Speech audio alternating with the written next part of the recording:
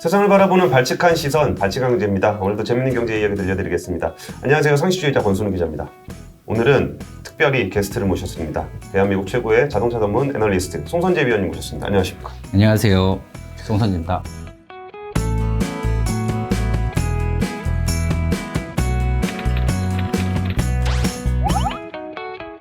오늘은 자동차 애널리스트를 모신 만큼 자동차 얘기를 안 해보려고 합니다. 사실 송 의원님이 그 자동차 애널리스트도 굉장히 유명하지만 그 와이민이란 필명을 가지고 네. 블로그를 쓰고 계신데 네. 그 주식 투자 공부와 관련된 얘기를 주로 쓰시잖아요. 네. 근데 그게 진짜 업종을 불문하고 이 주식이란 무엇이냐, 주식 투자를 어떻게 해야 될 것인지에 대한 굉장히 깊은 고민과 네. 어떻게 공부해야 되는지 그런 얘기들이 있는데 이번에 책이 나왔어요. 스스로 좋은 투자에 이르는 주식 공부. 여기서 중요한 거는 스스로 좋은 투자에 이르는, 이게 저는 중요한 표현이라고 네, 생각해요. 맞습니다. 얼마 전에 저희 회사로 전화가 왔습니다. 저의 듣는 분이라는데, 주식을 샀는데 너무 많이 빠졌다. 근데 어떻게 해야 되는지, 어떤 흐름에 있는지를 좀 알려달라고 얘기를 네. 하시더라고요. 근데 저는 기자지, 그걸 투자 그렇죠. 지원을 해주는 사람은 아니잖아요. 근데 문제가 이 주식을 왜 샀는지를 모르니까 이게 빠졌을 때 내가 팔아야 되는지, 맞아요. 그럼 어떻게 사야 되는지, 네. 이런 걸 다른 걸 산다 그러면 어떤 걸 또 사야 되는지, 이런 얘기를 하시더라고요. 근데 이게 작년에 그 우리나라에 새로 만들어진 계좌만 한 800만 개가 된다고 해요. 그러면 그렇게 많은 사람들이 주주로 이제 투자를 하고 있는데, 처음에는 뭔진 모르지만 안전하게 삼성전자 사놓으면 괜찮지 맞아요. 않겠냐. 근데 거기까지는 괜찮았어. 근데 그 다음엔 어떻게 해야 되지? 그 삼성전자를 팔아야 되나? 지금 근데 내가 지금 뭘 하고 있는 거지? 그게 약간 주가가 조정을 받으면서 그런 고민들을 많이 하게 되는 것 같아요. 근데 송 의원님이 이전에 했던 책에 100배 주식이라는 책이 있었잖아요. 네. 100배 갈 수 있는 주식을 우리가 어떻게 고를 것인가. 네. 이런 얘기인데, 그래서 지금 제일 필요한 얘기가 우리가 스스로 좋은 투자에 이르는 주식 공부가 필요한 시점이 아닌가 싶어서 우리 오늘은 송선재 위원님이 아니라 우리 와이민님을 모시고 네. 주식 공부에 대한 이야기를 해보려고 합니다. 일단 제일 중요한 질문부터 드리겠습니다. 와이민은 무슨 뜻입니까? 와이미는 제가 제일 사랑하는 저의 아들의 네, 이니셜을 딴 그 영문 이름입니다. 어디 가서 나쁜 소리는 못 하시겠네요. 네, 그렇죠. 그래서 되게 아들의 이름을 필명으로 쓰고 있기 때문에 예. 모든 걸 할 때 되게 조심스럽습니다. 책 내용들은 이제 사서 보시면 될 거고, 제가 중요한 포인트들만 좀 그 개인들의 고민. 네. 분명히 주식 투자를 하면서 많은 분들이 공부를 하잖아요. 네. 근데 실력이 늘어난다? 네. 그 개념도 잘 모르겠는 거지. 실력이 늘어난다는 건 뭔지 모르겠고, 왜 투자 공부를 해도 나는 실력이 늘어난다는 느낌을 못 받을까? 이런 부분들은 좀 어떻게 보세요? 저는 먼저 그 이야기를 들어가기 전에 조금 이렇게 이 말씀을 드리고 싶은 게, 많은 분들이 주식을 살 때 고르는 기준이 예. 이제 해서 잘 아는 회사를 사겠다라고 해서 삼성전자를 산다. 그러니까 이름을 아는 회사를 사죠. 현대자동차를 사겠다라고 예. 얘기를 하시죠. 그래서 근데 되게 저는 그걸 꼭 얘기해 주고 싶은 게, 잘 아는 것과 익숙한 것을 구별해야 된다. 네, 저희가 삼성전자, 그다음 LG전자, 현대자동차는 익숙한 거지 예. 잘 아는 회사가 아니에요. 자, 삼성전자의 매출이 어떻게 발생을 하고 있나요? 삼성전자가 가전만 만드나요? 그쵸. 네, 저기 휴대폰만 만드나요? 뭐 반도체도 하고. 반도체도 만들죠. 네.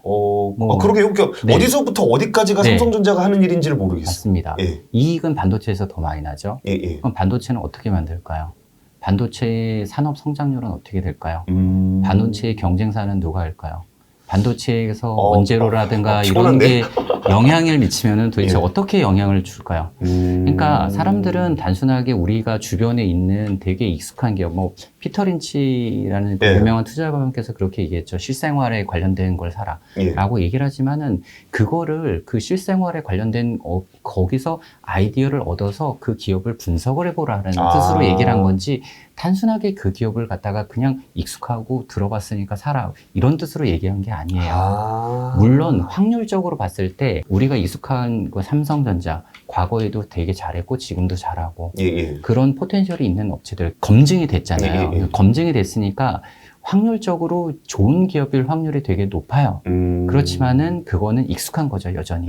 익숙한 거지만은 삼성전자를 사신 분들 중에서 삼성전자가 도대체 어떻게 돈을 벌고 어디서 사업을 하고 어떤 거에 영향을 받는지 이거를 갖다가 꼼꼼하게 따져보신 분들이 있을까요? 저는 그거를 조금 말씀드리고 싶어요. 그러니까 비단 삼성전자는 워낙 잘하고 있는 기업이기 때문에 예. 그거에 대해서 사람들이 조금 그걸 등한시하더라도 리스크가 조금 더 적을 수가 있어요. 근데 만약에 그렇지 않은 기업들, 만약에 우리한테 되게 익숙한 기업이지만은 사실 변동성이 되게 큰 기업일 수도 있고 아니면 그 기업이 실질적으로 다른 사업부에서 되게 고장할 수 있는 가능성도 있는 기업도 되게 많아요.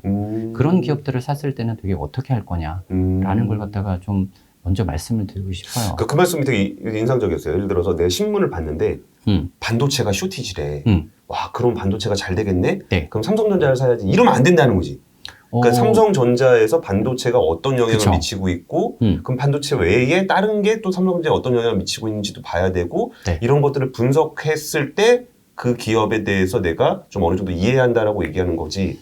삼성전자만 보면은 아 이러면 알지. 뭐 그런 거의 개념. 그러니까 실생활에서 익숙한 거에 대해서 아이디어를 찾는 것이지 예. 그 아이디어를 분석해봐야지 공부를 해보고 분석을 해봐야지 그 아이디어를 그냥 익숙하다라는 거에 대해서 곧바로 매수하고 예. 이러시면은 좀 곤란하죠.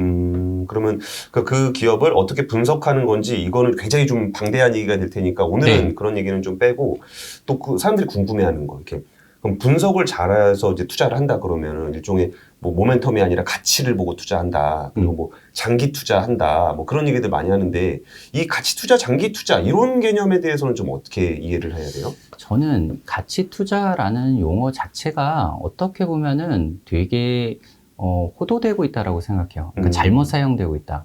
세상에 많은 분들이 이렇게 투자를 왜 하세요? 이 기업에. 뭐 좋아 좋아 돈 벌려고 하는. 네, 돈 벌려고 하죠. 예. 돈 벌려고 하지만은 그 돈을 벌게 해주는 기본적인 게 이 기업이 이 주가가 예.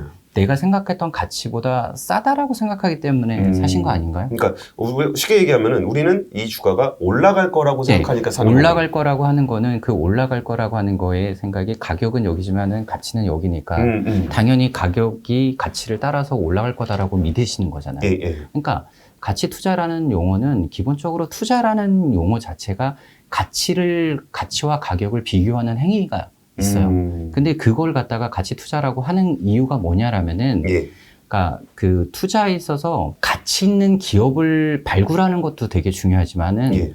가치와 가격을 비교하는 행위도 되게 중요해요. 그러니까 가치 투자라는 용어를 굳이 사용하는 이유는 가치와 가격을 비교하는 행위 자체, 그 행위 자체에 조금 더 포커스를 두겠다라는 약간의 신중한 투자법이다라고 생각하시면 돼요. 그리고 가치 투자를 갖다가 얘기할 때 많은 분들이 가치 투자, 성장 투자 되게 얘기를 많이 하시거든요. 예. 근데 저는 되게 그거 무의미하다라고 생각해요. 가치 투자와 성장 투자는 구분할 수가 없어요.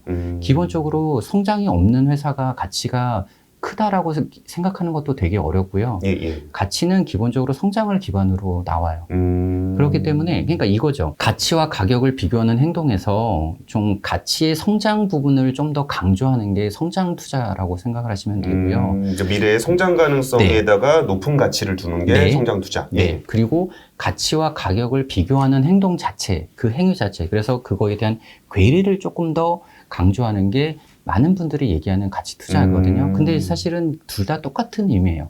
결국은 가치와 가격을 비교하는 행위 자체. 예. 그걸 갖다가 좀 더 미래에 대해 포커싱을 두고 있느냐. 이런 걸 갖다가 조금 더 구분하는 그런 것 때문에 성장 투자라는 말이 나온 것 뿐이지 결론적으로는 약간의 포커싱 방법의 차이일 뿐이다. 예. 크게 봤을 때는 다 투자라는 행위이고 거기서 약간의 좀 그 집중하는 부분 이런 게 좀 달라진 걸 갖다가 좀 강조하는 용어로서 만들어낸 거다. 이렇게 보시면 될 것 같아요. 여기서 그 장기 투자나 이게 게으름 투자라는 표현을 쓰신 거는 뭐예요?